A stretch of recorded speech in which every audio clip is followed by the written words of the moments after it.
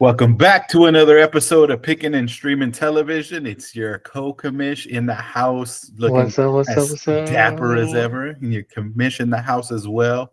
It's been a minute, we will admit, but we're excited to actually give you guys some stuff to pay attention to and to care about. So, without further ado, let's get into the show with the thing you should care about the most. The Birds of War AP poll. The Associated Press has decided that basically a lot of people are jumping up and down. I know we appreciate that Trav is able to send these over even from Japan. He's more consistent than us. Trav for commission. But yeah, no. So we get these every week. And they fly up and down. It'll be interesting to see how different this one is from ours. Probably not that much. We think we have some similar indicators. But anything jump out to you on the initial view, your co-commish? No, just I feel like I think the rankings kind of do take into account a little bit on the points for, like, for example, some teams up here might be a little too high. But I do like that. For example, I mean, Travis himself is really self-critical, where it's like he's only really scored a match points of 998. He's number 4 in our regular rankings, and that's just regular league rankings. And he himself is, knocking himself down. So, we know there's no bias there. I think he's a fair and firm ranker, AP commissioner. But what I would wonder, is there a little bit of counter curse cheese going on here? Is he trying to lower his rank artificially, trying to get boosted? We know what it's like when you're on the podcast show and you both get ranked low and you get picked against yourself. You call that GG's early? Damn. Oh my God. Travis knows all the best. Yeah.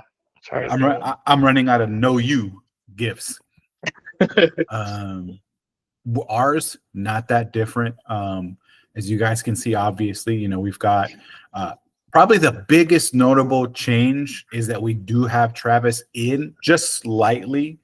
I think, transparently, this is with him and Chili Bowl, right? And the thing with Chili's roster is he just lost Tucker Kraft for the year. He's got options. We're not saying he doesn't have a path forward, but when you have a positional difference maker like him, and then you're going to a platoon approach with the rest of the guys, it's tough. It's a tough loss. Whereas, Trav is still relatively healthy at this point in the year, and he's still got depth at those key positions. With Goddard or Goddard, however you guys say it. I say it the Trav way now, and then with his double quarterbacks. So at those singular positions, he's got depth. So I think that's a little scarier to deal with right now. It's been a minute, so there have been some notable transactions since the last time we had the show. Co-commish, can you give us a rundown on the first one, and we'll just break them down from there? Yeah, just like on the first trade, you had Bad Wolf finally trading away Josh Allen, the belle of the ball, literally for a 2026 first, a second, and Jordan Addison, and GOAT himself picked up Josh Allen. This one was crazy to see. Yeah, what are your? How long has this been now? I'm going to try to pull up the history to see just how long ago this was, but it's been long enough. He's played a few games for GOAT. Do you feel like GOAT paid a fair price? Maybe now, do you feel like revisionist history, you wouldn't do this exact deal? How do you feel like his returns on the Josh Allen side have been so far? I myself have put my hat in this ring, and I was close to it. And I would tell you right now, based on these last couple of weeks, I would kind of be pissed at it just because there are other players that are playing just around the same level as Josh Allen right now. Their run game is good. James Cook is carrying the team on his back. I don't really watch Bills games all that often, but they don't really have to throw, or Josh Allen doesn't have to use his legs too much, which is the bright spot as to why you want to have Josh Allen. In the future, Goat does not have to worry about the QB position, which is a nice luxury to have. But right now, in like the narrow couple of weeks, I would be a little annoyed just because you're giving up a first, and Jordan Addison himself has been doing kind of fairly well. It'll be interesting to see what he does with JJ McCarthy. We really haven't seen that relationship or that wide receiver QB relationship pop off yet. But I think so far, I think Goat is asking a little bit more. Would have liked to gotten a little bit more from Josh Allen. So I think I'm with you. I think when you make the trade for Josh Allen, you want week winning output for a guy like that at a price like that, right? Mm-hmm. That and I want to break down some of these numbers. That all said, he's still putting up, solid scores. So it's not like you got a dud in Josh Allen. And this trade happened almost a month ago. That's how behind we are. Yeah, So it's true. Just facts, right? But if we're just looking at the last 2 weeks, right? Because I don't want to go too far back, but just for example, the last 2 weeks, right? Jordan Addison actually, while the points are high because he did catch a touchdown, if we just look at the last, 2 weeks for recent trends, which has been a mixture of the Wentz injury, toggling in and out with McCarthy. I understand how he was looking when it was purely only Wentz. But just in the last 2 weeks, like I mentioned, he's averaging about, what is this, 26 to 48, 12, 6, 32 yards. 30, no, that's not right. 20, 22, 11, 37 yards. That's more right. He's averaging 37 yards a game, 4 targets a game, 2.5 catches in this, wishy-washy offense. So you wonder, is there a little bit of artificial value there just because he's a young guy with high draft capital? Or is this we saw in the chat earlier today, there were people were like, oh, Kyler's holding Marv back. Is JJ holding Jordan Addison back? Will we see that unfold? Because those recent scoring trends, not great. I like the player. I drafted the player. But I've got concerns. I don't know that this guy is in a great situation when he's already behind Justin Jefferson, let alone putting that kind of output. First and second, undeniable. And I still think even if you leave Addison out of this deal, I wouldn't have paid a first and a second for Josh Allen personally. So I still think I would rather have the Bad Wolf side, but maybe it's not as egregious as it looked on day one. And then 2, while he hasn't broken any scoring records, Allen's putting up about 26 points a game right now, which is solid. You take that. It's not, it's not week 1 38 points, but it's doing what it needs to do. Can you tee us up on number 2 now? Number 2, you had Travis send over or acquire Stephon Diggs, and he sent over Adonai Mitchell to Jay Molly. I don't think it was me, Jay Molly. It was it? No, I think it was for. No. Oh my gosh! It was bad. It was Bad Wolf. That's Bad Wolf. That's live feedback, folks. Technical team. Gotta fire the interns. Yeah, the producer of the show, man, he's really let himself go. The worst. But you're right. But yeah, for this trade, it's Travis said it himself. He wanted something kind of more win now. Hopefully, relying on that Drake May emergence. And he's just slinging it, man. The kid looks good. That Patriots offense is humming.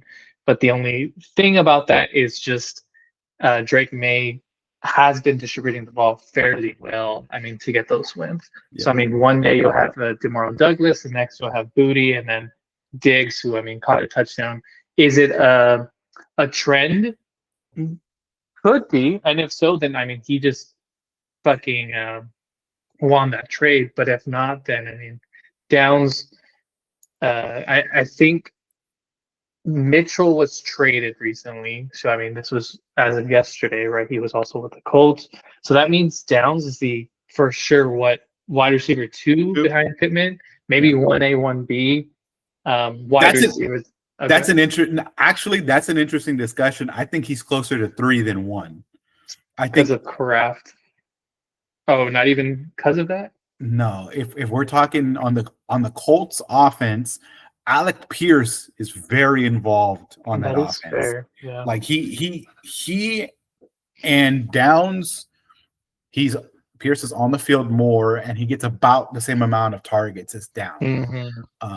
I think that's a worthwhile discussion. Maybe not one we'll have today, but it's something to monitor. But at the end of the day, still, this guy is going to be on the field a ton in the best AFC team in the NFL right now. I think it was a push, honestly. I would say with this trade, it just depends on how you view Downs. I think. Oh yeah, I mean Downs is at least you get 6 years to figure it out, and Diggs is you get 6 weeks or however long this plays out. Yeah. I think I'm still scratching my head at this one, but Trav's got a ring and I don't, so maybe he's seeing something that I'm not seeing. Yeah. As a fellow individual with I think it's a fine trade, honestly. We've got. I'll take these free agent ones real quick. We've got Nish picking up Kamani Vidal, who has been what is it, like a ping pong ball with the scoring output, but has had some good weeks. And then I got Stafford for $25, which overpaid. Don't get me wrong, but I was scared people were gonna, bid for him. I wanted him too at that point. I saw 30 and I was like, oh my god, I got a bid, but I only got $7. So. Tough. Tough. But he's been good. He's been more than I could have asked for. Yeah. Yeah, he's I think quarterback 10 in our league scoring format. Which $25, I'll take it. Would you rather pay $10 or $25 fab for Matt Stafford, or a first, a second, and Jordan Addison for Josh Allen? Questions you have to ask yourself. I know where I stand. Let's see. So we've got median in review. The thing about this, right, is so far the vocal perception or vocal feedback on league median is, it seems like we like it. No one's bummed seemingly when they pick up an extra loss because of the median, and everybody who picks up a free win for the median kind of feels like relieved that they didn't just catch a fluke loss. So perception seems pretty good. I wanted to put together just a quick data pool of what the rankings would look like if there were no league median compared to what they are right now, right? So and co-commission, feel free to react in real time.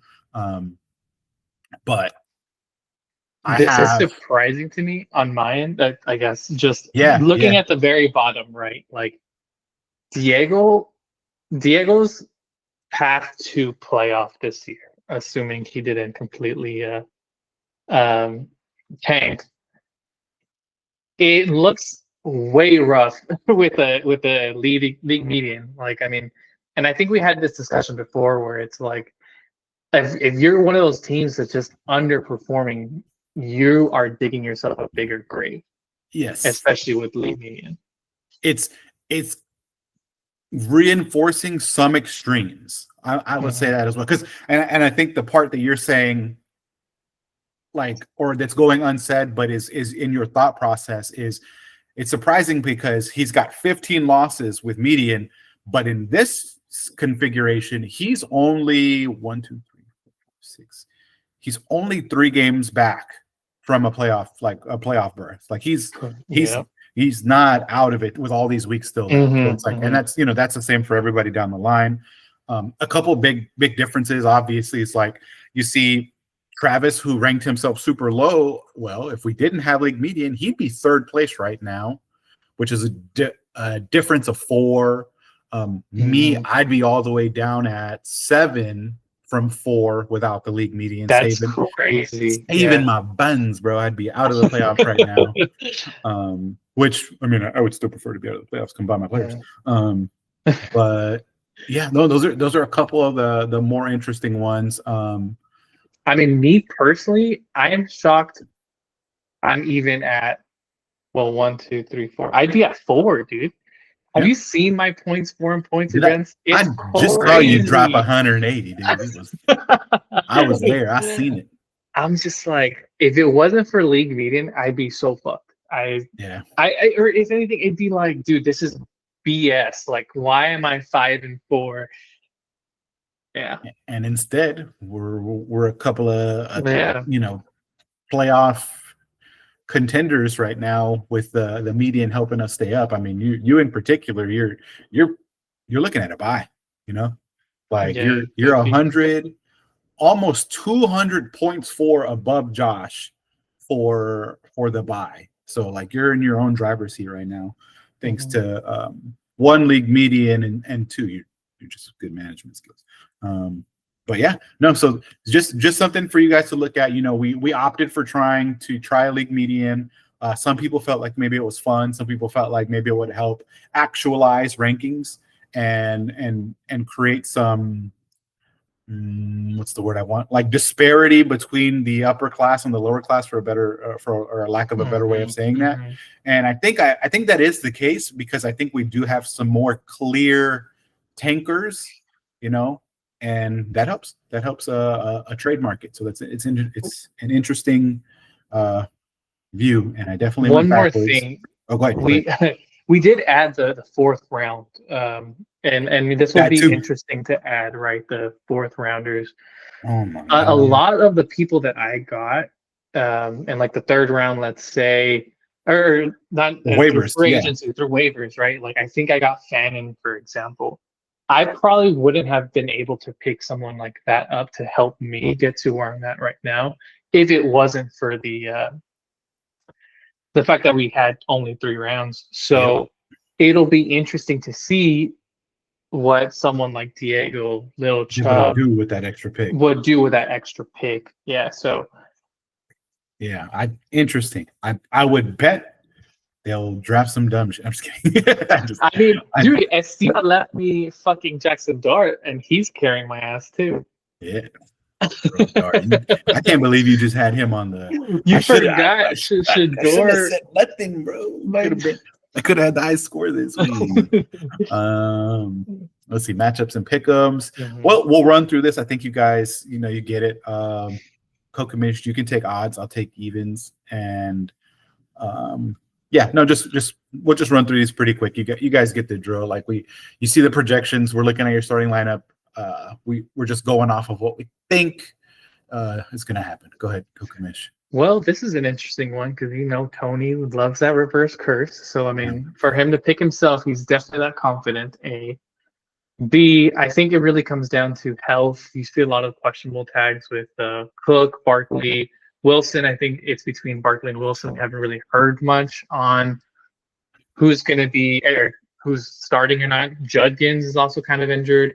Those matchups kind of sucks. I just like your matchups a bit better. Marv is coming into his own with Brissett, Adams, dog, Williams, good, and then Christian McCaffrey. Dog. I think you have more dogs than Chile does right now at this moment. Even though it's close, it's like a 2-point difference. I just think you have the better matchups. And Herbert, I'm worried about what it's going to look like without Joel Alt. I think who's out for the rest of the season. He is. They got Trevor Penning, so we'll see if he's able to integrate into that offense soon or not. Hopefully not in time for this week's scoring output, but it'll be difficult. I'm assuming he knows the scheme. No, I don't think so. Cool. I have Trav and Chubb. I will just go on a limb here. I don't have to drag this out. There's no Jake Ferguson this week. He's on bye.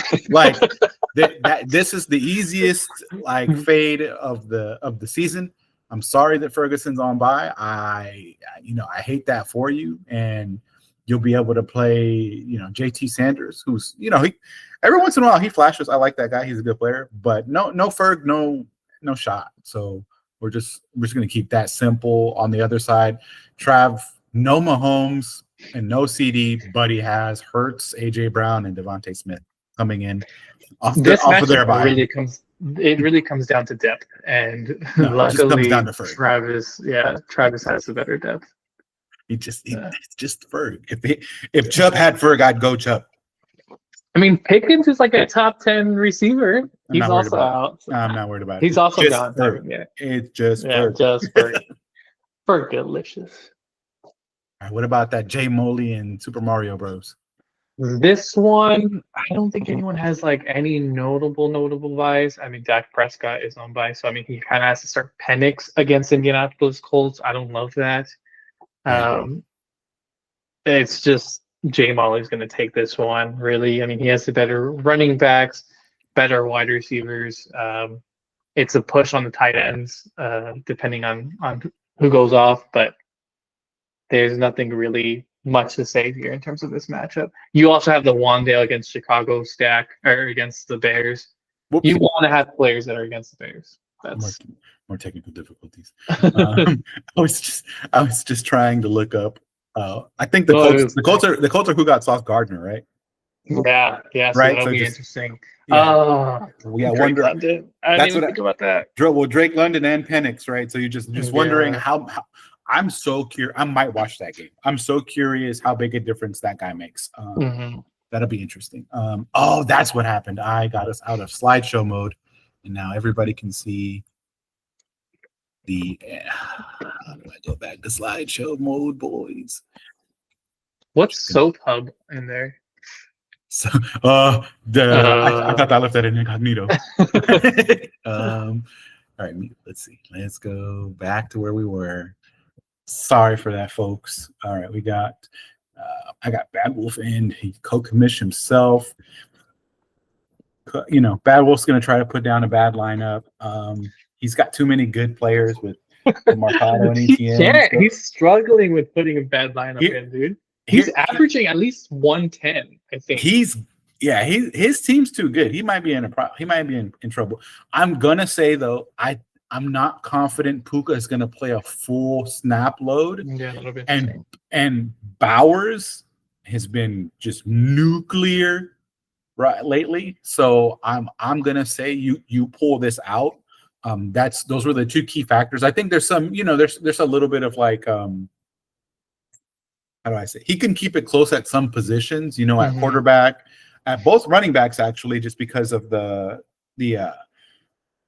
timeshare with Monty. But and I can see DeMarcado and ETN. Ooh, actually ETN's got that Houston matchup. Never mind. Run away.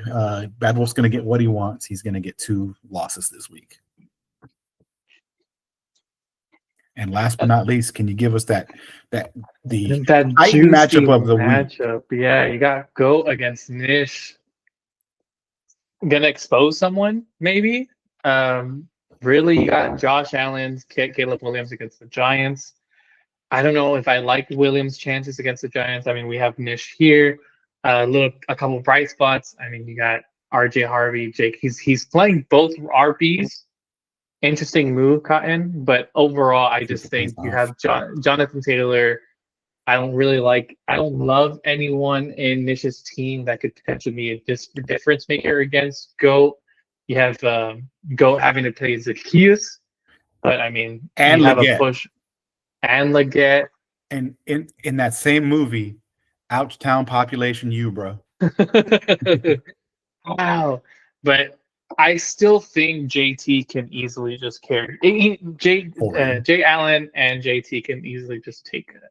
Or we're going for Nish. Yeah, I think it's not going to be enough to overcome the rest of Nish's team.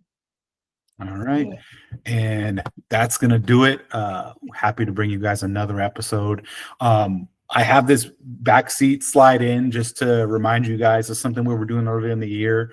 Obviously, we had a lot to catch up on, so we didn't get to do this on this episode. But if you guys are interested in seeing us take over another team and kind of give our insight on how we would handle their roster, let us know, and we'll bring Backseat Boys back on the next episode of PSTV. But that's been it from your commission, your co-commish. Any last words, co-commish? No, just like, subscribe, and follow. All right. Appreciate that. Catch you boys in the chat. Peace. Peace.